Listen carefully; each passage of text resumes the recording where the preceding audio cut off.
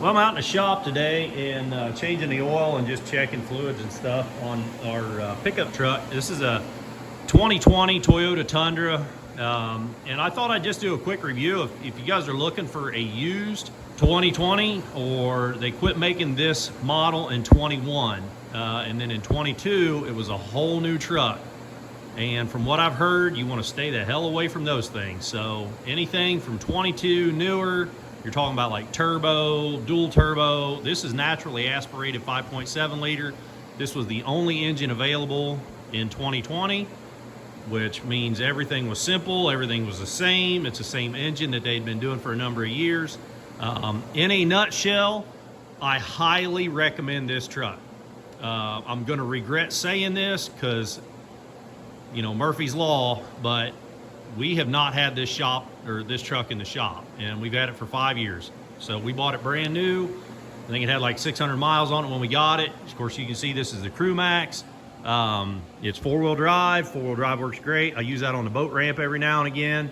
If we're on a slick boat ramp, we do a bit of bow fishing and some regular fishing. So we get on the boat ramps a little bit. We don't do any off-roading with it. It's essentially our grocery getter, but it fits everything we want to do very well. So it was hard for me to find the bench seat. This is the base model SR5. So this comes with a bench seat, and you know, you can fit 3 people across. I put a additional little console in as soon as we got the truck, essentially. But normally we don't ride anybody in the middle. We have in the past.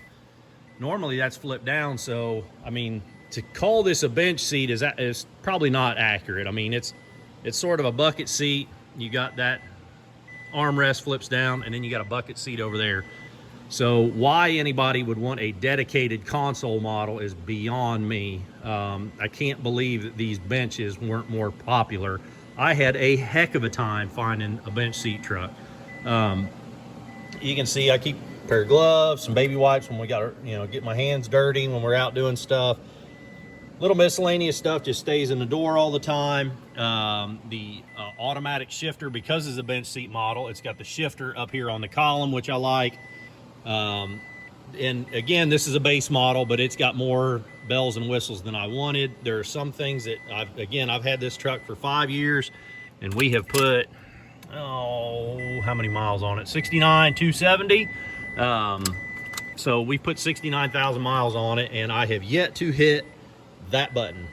I don't think I've messed with that button. That one I did mess with. This one I set when we got the truck, and I haven't messed with it since. And that I turned off the cargo light. That's the rear window. I don't know why in the world anybody would want their rear window to go down. And I don't know what it's some kind of automatic. I don't know. It's more bells and whistles than I need. I can turn the headlights on right here. Got bright lights, dim lights right here. It's got cruise control.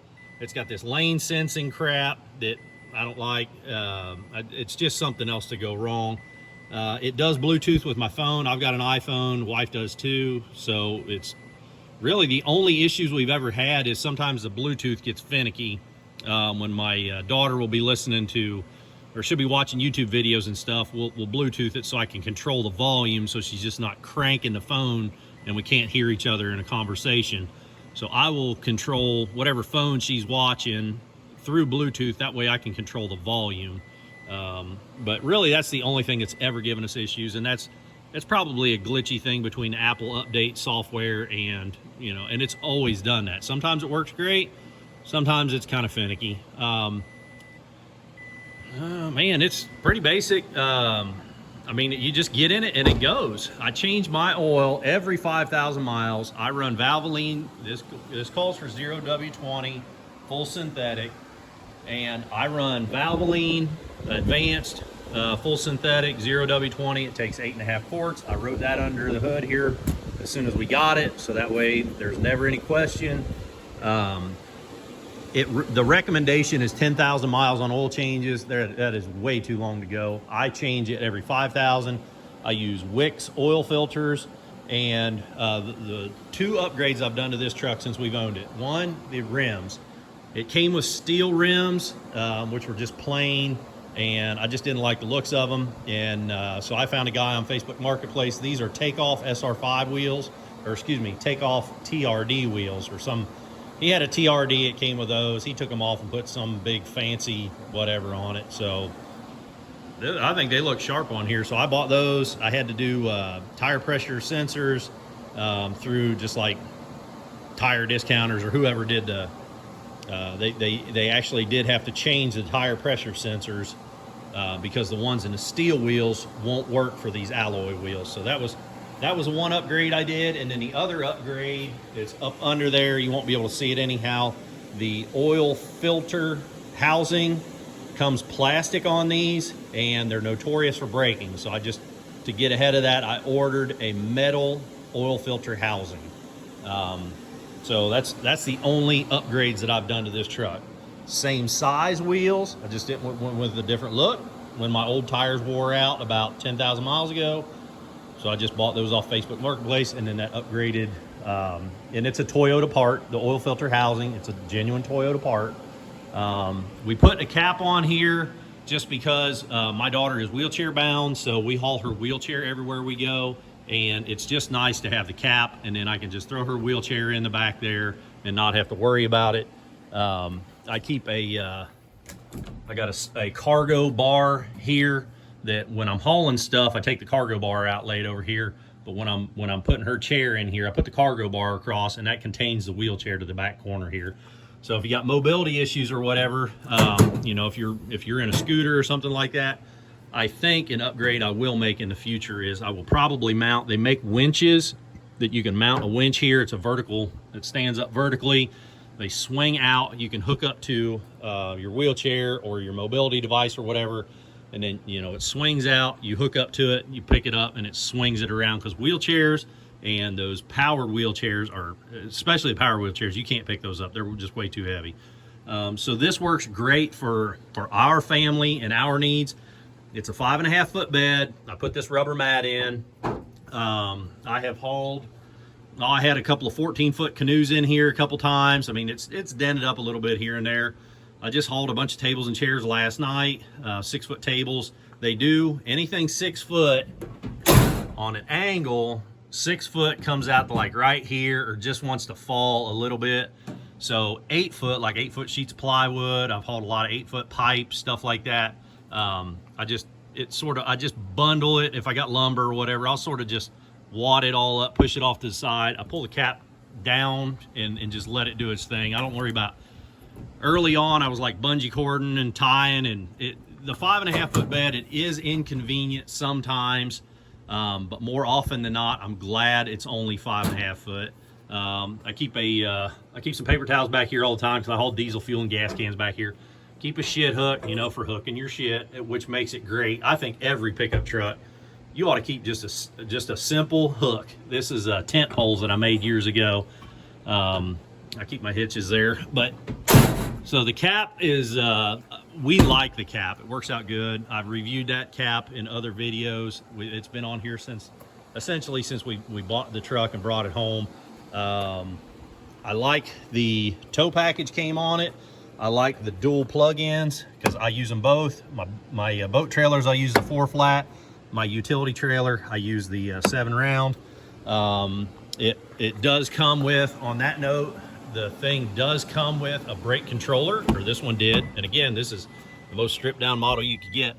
It's got a brake controller already built in. So when you plug in a trailer, it notifies you right there. And if you adjust your brakes, you know, you hit the buttons down here for up or down, or you manually work it, it shows it on the display there. So that is really nice, because I've had to install brake controllers on other trucks previously.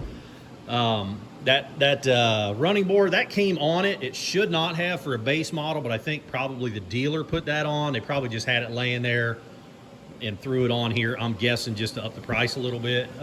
It looks okay.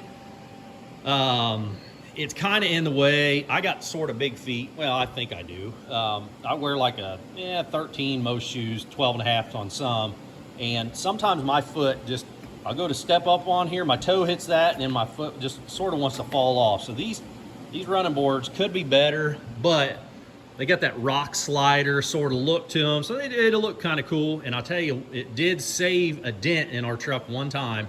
I was working on a greenhouse. We were putting up a big greenhouse frame.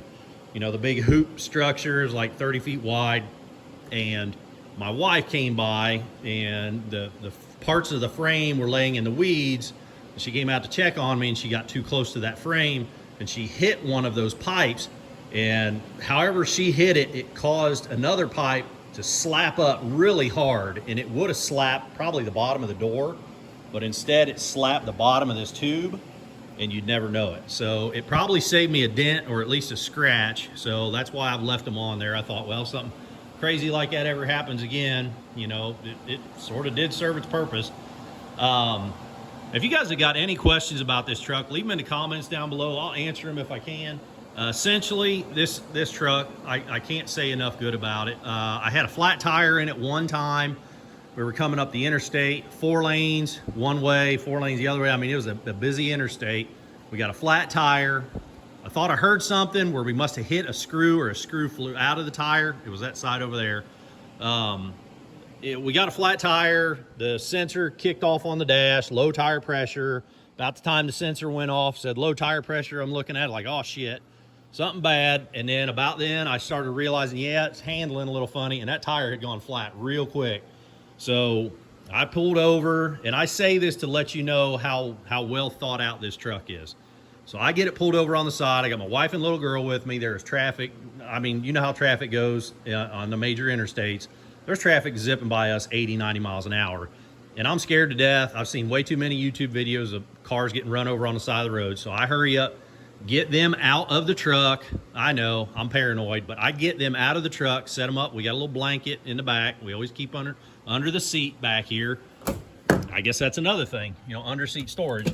So this side just flips up. I got some jumper cables, a little toolkit here. That side flips up. We got a couple of blankets under the seat there just in case.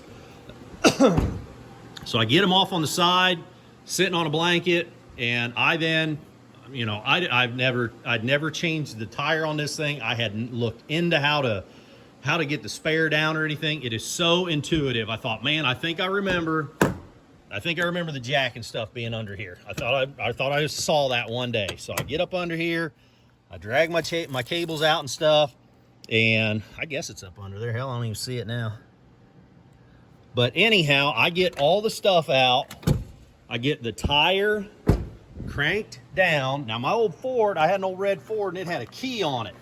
And it took me hours to get that spare tire down. So anyhow, I get up under there.